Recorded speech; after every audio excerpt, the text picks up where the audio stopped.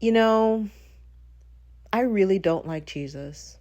If I'm being honest, if I'm being clear, I mean, we can have our opinions on anyone that we like as long as it's legal, right? I deeply resent him. And I know this is another rant. I just came out of the shower. If you hear water dripping, that's from my hair. Who put the idea of world peace and loving enemies into your head as if it was possible, this thing called world peace, that we could all just get along one day if everybody found salvation in Jesus Christ and Yahweh? Who put it in our heads to love and respect our enemies? Who wants to literally destroy us, setting up so many people through countless generations? Okay, maybe it can be counted, to foolishly submit to those who oppress them. If you know anything about human nature, what he's really setting you up for is to foolishly reason with people who are often unreasonable, who seek to dominate you through any means.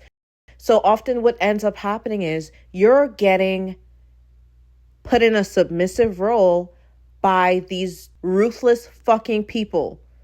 Why understand and love your enemies when you are without any power?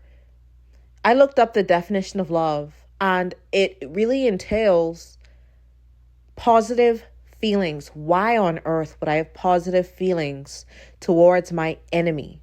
What is an enemy?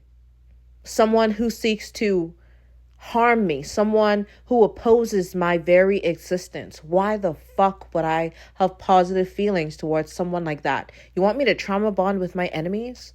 The same way you trauma bond with Yahweh, who can't make up his mind on whether he loves you or not. All of this is for you to appease him in the end, isn't it?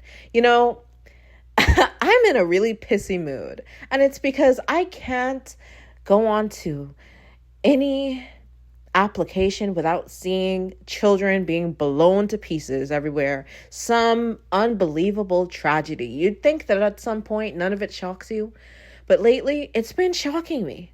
Human cruelty has no fucking end, and you mean to tell me that one day, even after Jesus died, one day we can all have peace and this can all be good as long as everybody fucking gives their heart to the Lord? Oh my God, pray to Jesus and he'll make it stop. Oh, he doesn't make it stop? It's all in God's plan. Because you know what? Yahweh is a fucking psychopath.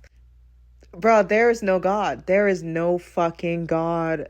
Oh, I sound like I'm spiraling. Maybe I am. I am going through the 7 stages of grief.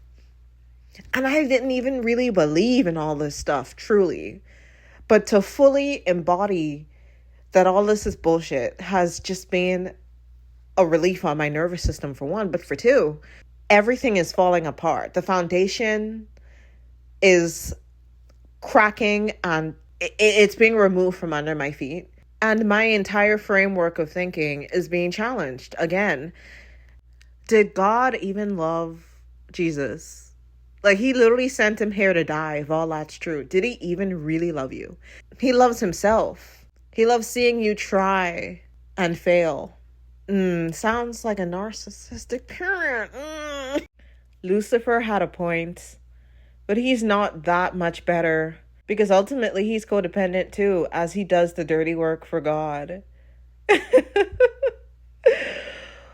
He didn't truly get away, did he? I think he just embodied that role. To think that you could ever remain within the space of a narcissistic parent, in this case, a malignant narcissist, and not become a part of their narcissistic abusive structure is crazy. You're not gonna escape it unless you literally escape them.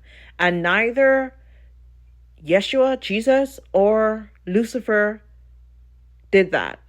You know, I'm so confident in this. I even said, "Hail Satan." Like the other day, I just said it. And I'm like, wow,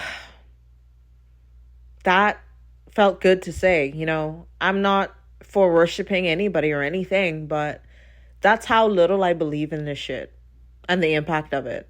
Now, I know psychologically, if I say something in repetition, it may change the structure of my brain a little bit.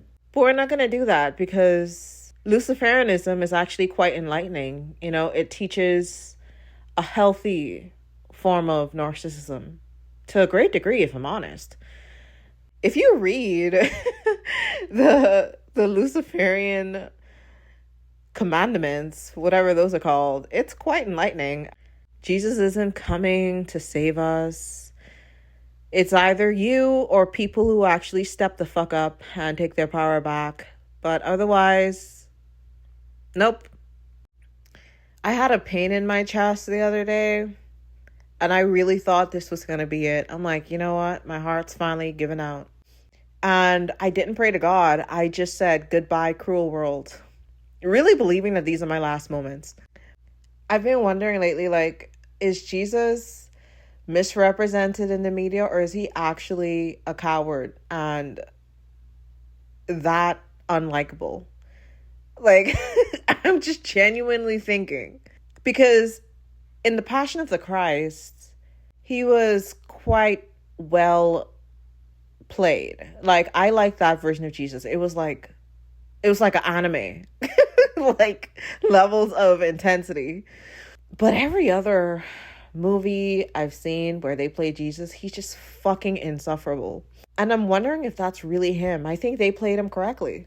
I don't think I would have gotten along with Jesus if I actually knew him.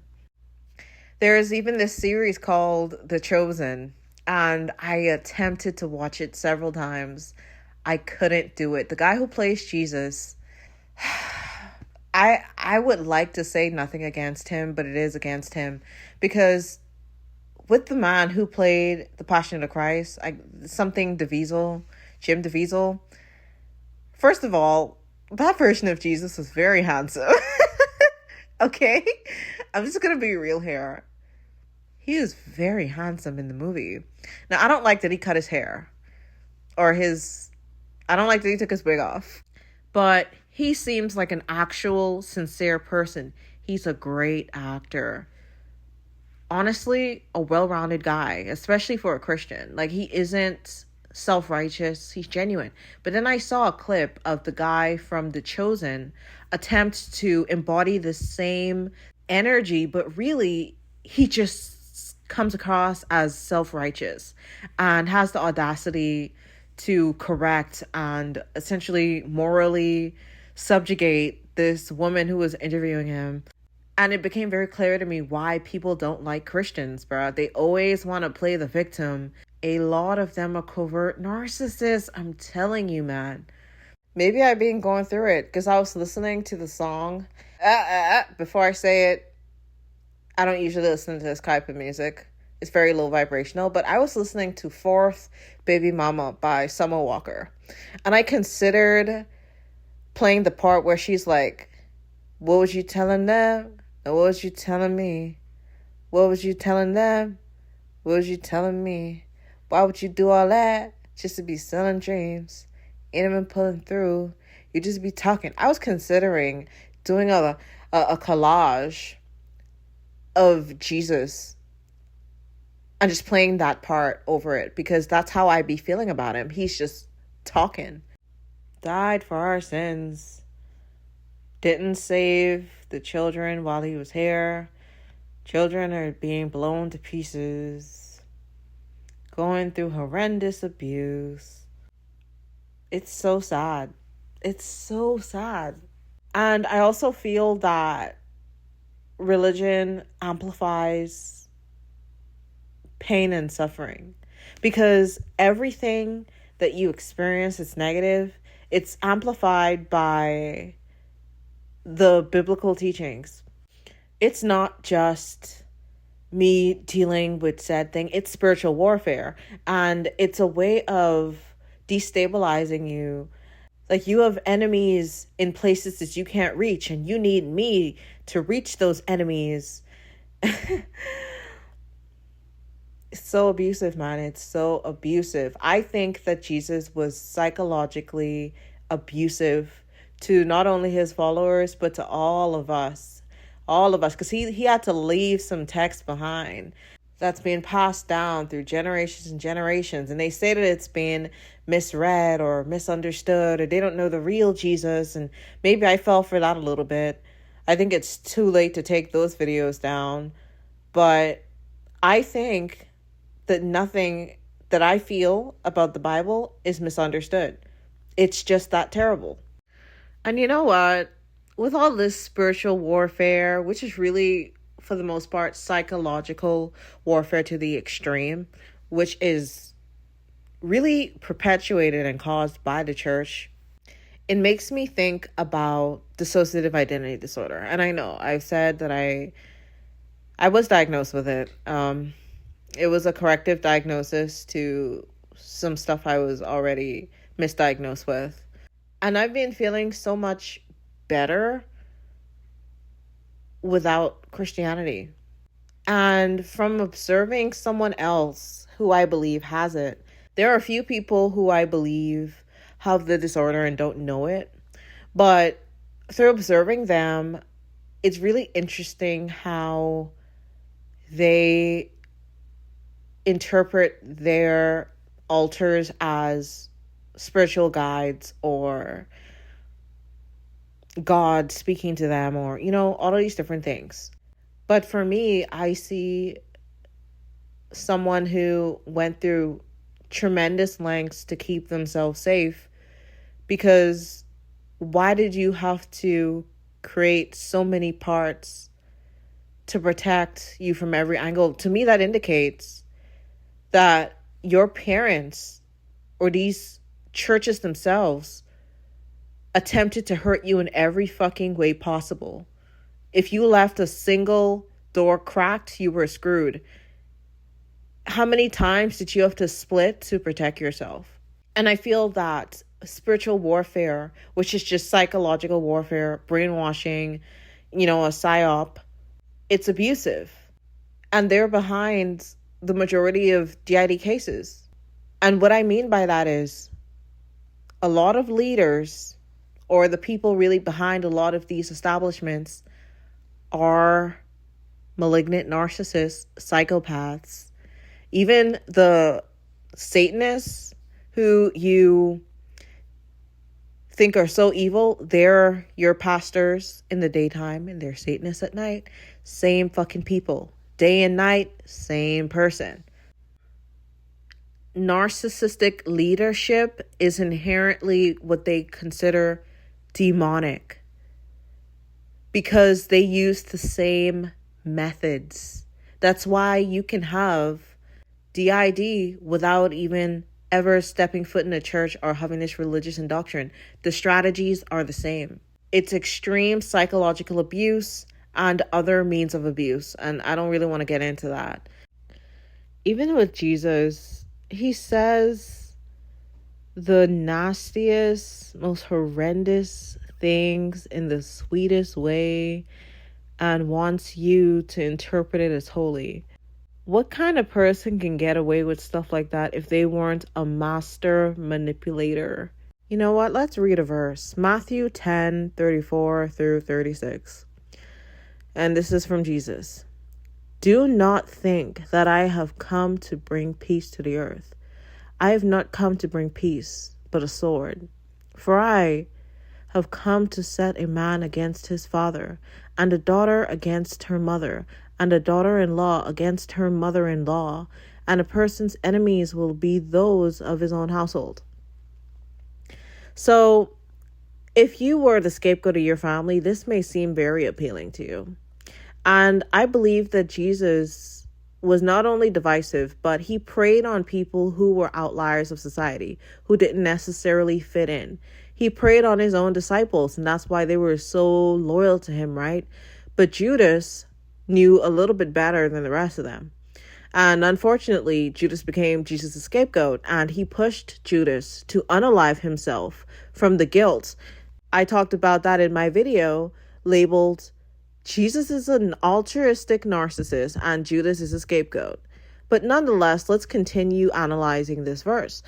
Jesus wanted everyone to abandon their lives and their livelihood to follow him. He is inherently selfish, and this is on the basis that he is not the Messiah. I do not believe that Jesus Christ is the Messiah. I believe that he was a failed prophet, and while he's not entirely evil and some of the stuff that he says is kind of true or does give you some sort of hope, his entire being is fraudulent, and no narcissist is going to see him entirely evil.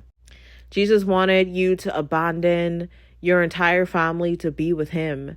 So let's think about it from the perspective that he is a narcissist.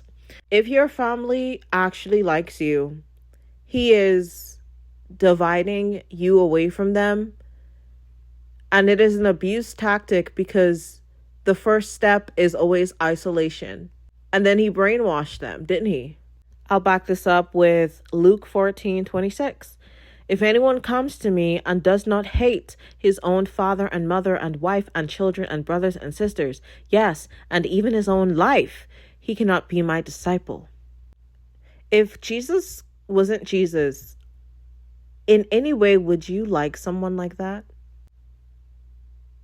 Jesus abandoned his own family to fulfill his purpose.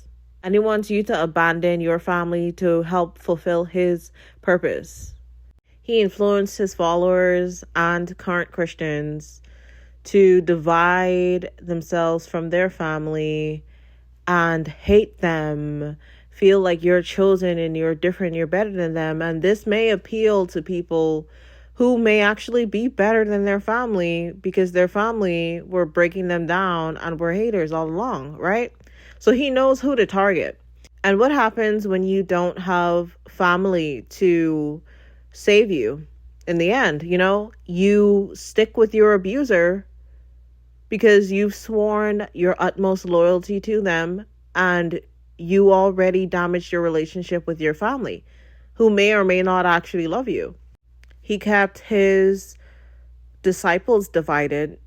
He clearly has a tendency to pin people against one another or get them to mistrust one another for valid or invalid reasons, but he has great emotional influence over most people that he interacts with, and those who don't agree with him are called Pharisees, or they're demonized because they don't love God the way that he does, because he's the Son of God and he's the Messiah and he's there to save you. And honestly, he didn't do much for most of us. I think that the impact of Jesus, at least on my community and my life, has been mostly negative. And even in the verse that I just read, where he says he's not here to bring peace on earth, he's here to actually bring a sword and divide. Trifling. I think it's very trifling. In John 16:33, he says, I have said these things to you, that in me you may have peace. Okay, in the world you will have tribulation, but take heart, I have overcome the world. He is such a bullshitter. I just would have hoped that the Messiah would have actually saved us, would have actually done something impactful other than gaslight the fuck out of us, because this is gaslighting. He constantly moves the goal post. What did you actually change?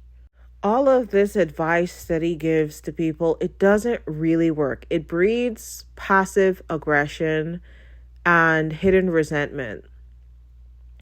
You're going to tell us to have peace with one another when the political dynamic makes that near impossible.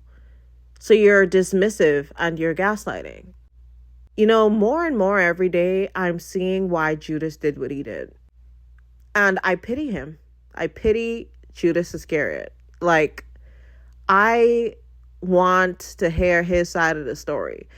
I wish that we could find the rest of the text. Matthew 5:9. Blessed are the peacemakers, for they shall be called sons of God. This directly contradicts with the earlier verse where he is here to sow division. So he wants to sow division, but yet loves the enablers who make peace with this said division and the chaos that he is causing in these people's lives. You love someone who's going to come along and fix it and somehow not point the finger at the person causing it. Jesus didn't want to actually sow division for holy purposes. He's just instigating. Bro, tell me I'm wrong, because I have a video in mind that I may or may not edit that'll back up a lot of what I'm saying. Because I've psychoanalyzed this character of Jesus and I don't like what I see. So Jesus often brings up the idea of peace, but he outright denies that you will have peace in this world, but only through him. But yet instructs a woman to go in peace. He said in Luke 7:50, your faith has saved you. Go in peace. So it correlates with the idea that the only way you can find peace is through loving him or through God, which you have to go through him to get to God. This sinful woman, as long as she keeps Jesus in her heart, she will have peace within her heart as she goes into a savage world and the brutal reality of being called sinful for being a woman and other unreasonable things that religion has indoctrinated her to believe. But yeah, she can go in peace forever. She'll forever feel in peace, happy ending. As long as you delude yourself, you can have peace within Jesus. And accept breadcrumbs. Accept that you're going to be treated as less than and to be humble about it. Because Jesus is better than you. Jesus gatekeeps peace and implies that you can't have that without him.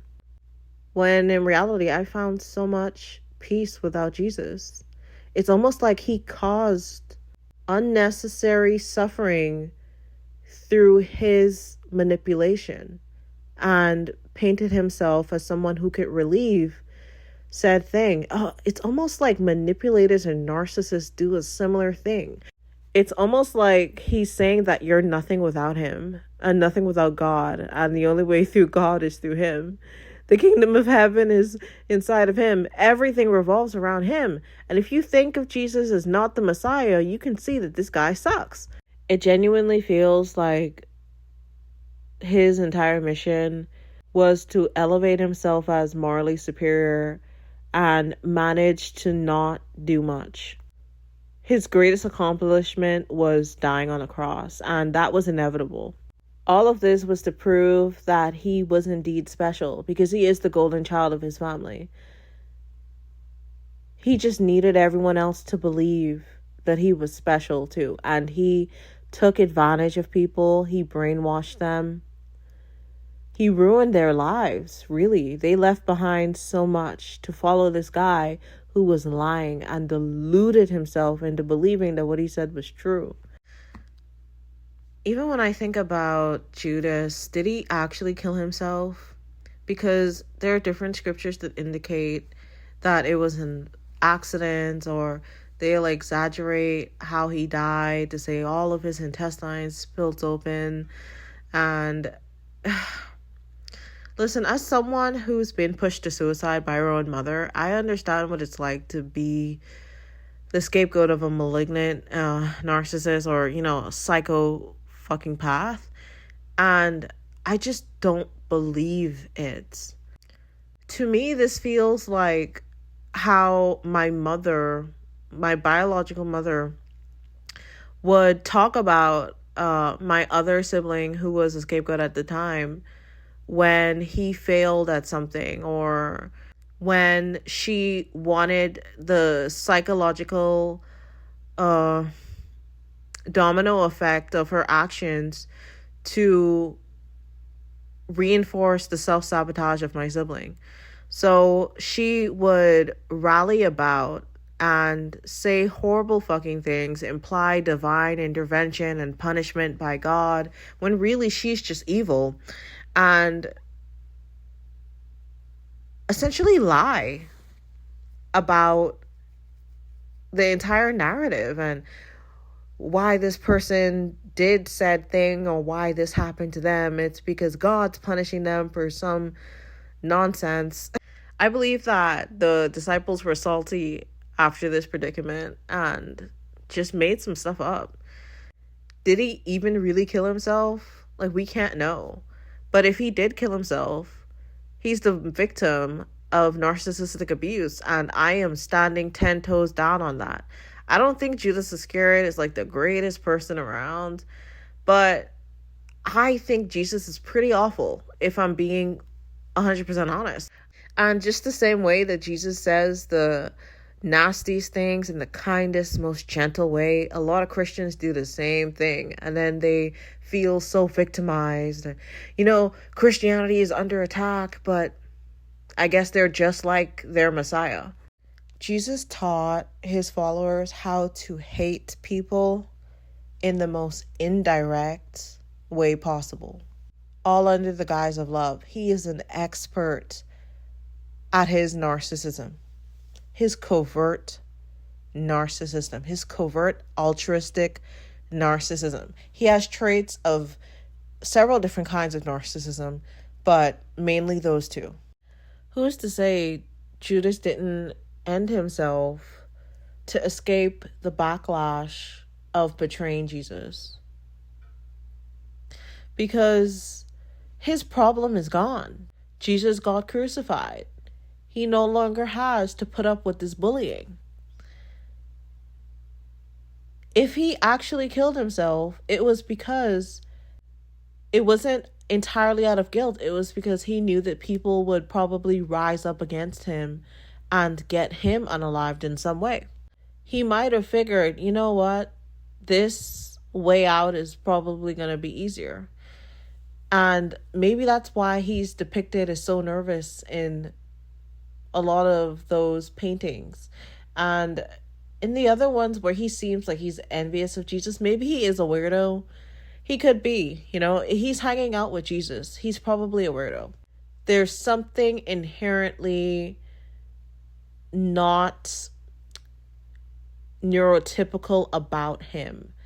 Hence why he was chosen by Jesus and likely preyed upon for those very reasons. And Jesus exploited him and made him a target or a scapegoat because he had intelligence simultaneously with him not being typical. So essentially, Jesus saw him as a threat. Biblical beefing. Yeah. I think his disciples were controlling the narrative, and that's why they wrote in those crazy things. But maybe Judas got away. Maybe he left to a different town, changed his name. Apparently he bought some fields in Acts, and that's where he died. But it's also painting this narrative that people just don't die. Everybody dies, but sometimes you die in a horrible way. And the abuse tactic of these religious people is to paint your death as something divine. That's the wrath of God, and you died that way because that's God's way of getting revenge upon you. When people just slip and fall and they just die, that happens. He could have been in old age if he cracked that easily. If he ended himself, he probably had his reputation damaged because he followed Jesus and everybody would know who he was. So, that's an easier way out. Anytime life happens to you, it's God punishing you. Anytime something good happens to you, it's God blessing you. But you know what? He won't be direct. He won't show himself. He'll just, wave the idea of punishment over your head and just fuck with you, because that's the kind of person he is. God, I guess. I think there's maybe a God, but the Christian God, absolutely not. I'm pretty much an atheist at this point. I don't believe that God requires worship. And in my near-death experience, where I totally left my body, it doesn't indicate too much, because During the end of life, you hallucinate on DMT. So what you see or experience is a direct reflection of what you truly believe. And what I truly believed all along is that God is indifferent. And when I almost died and I was hallucinating God speaking to me through the sky, like he didn't show himself, the sky was just lighting up. And it was like a telepathic way of him communicating with me. It was really weird. Like he was an aura, if that makes sense. He was mostly indifferent, and I realized the insignificance of my life, and I just felt relief to know that there wasn't a hell. There is so much relief knowing that there isn't a hell, and it isn't even biblical. They made it up to control us. So loving, I guess. They're loving just like Jesus. When I look at the world's problems, and I know that these problems will continue to be here, it makes me wonder why anyone would believe that a Messiah came to die for our sins. People are being enslaved. There are more slaves than there have ever been throughout history right now in Northern Africa. There are incredibly impoverished areas where children are enslaved or they're working full-time jobs and cannot go to school. People are being exploited in ways that they've been exploited in the time of Jesus and worse, because humans are getting smarter. They're finding new creative ways to torture one another. Anything to make a profit. And I know that he said that the love of money is the root of all evil. But man, it would take some money to actually free these people. I wonder if he ever decided, if he was truly the Messiah, to fix that problem instead of just demonizing money and doing nothing about poverty or social injustice. And I mean really doing something about it. Because he talked a lot, but did very little, but complained about evil. That doesn't sound like a Messiah to me. I'm really becoming Jesus' biggest hater. I didn't think I'd ever feel this way, but I do feel this way, and I think I felt this way secretly for a really long time. It's like, I know he's a narcissist, I just can't prove it yet. And this is an unstructured rant. I didn't prepare for any of this, but I'd like to bring up another scripture. Matthew 5-7 and Matthew 5:38-44. You have heard that it was said, eye for eye and tooth for tooth, but I tell you, do not resist an evil person. If anyone slaps you on the right cheek, turn to them the other cheek also. You have heard that it was said, love your neighbor and hate your enemy. But I say to you, love your enemies and pray for those who persecute you. No, I won't, actually. This is another part of the doctrine that brainwashes you into believing that your enemies can change and somehow become your friend in the future. And that seldom happens. I've seen some people change their minds, but by the time they do, the harm has been done upon many generations, and it is often irreparable. So I'm not gonna really turn the other cheek and let my enemy slap me again. I'm actually just gonna either slap the shit out of them or beat the shit out of them. Matter of fact, whatever I do to them will be fatal, because you got to destroy your enemies. Like, let's be real. I think Jesus, again, is such a codependent with Yahweh, would want him to be nicer and more appealing because he's a different kind of narcissist. He has to be liked and he wants to go about it a different way. He's telling Yahweh, oh, don't be too harsh to them. Be nice. I'm special. Are you happy that, I'm appeasing you? Ew. I'm happy that we can maintain some degree of, peace within certain countries, but those are maintained on standards, rules, and While the leaders of these countries don't inherently like each other, it is within everyone's best interest not to fight. Maybe that's what he meant, but he said love, so no, I'm not submitting or loving my enemy. I'm going to keep it cordial, but they know at the end of the day that they have nukes ready. The threats are constantly there, and, Jesus just wants you to ignore that.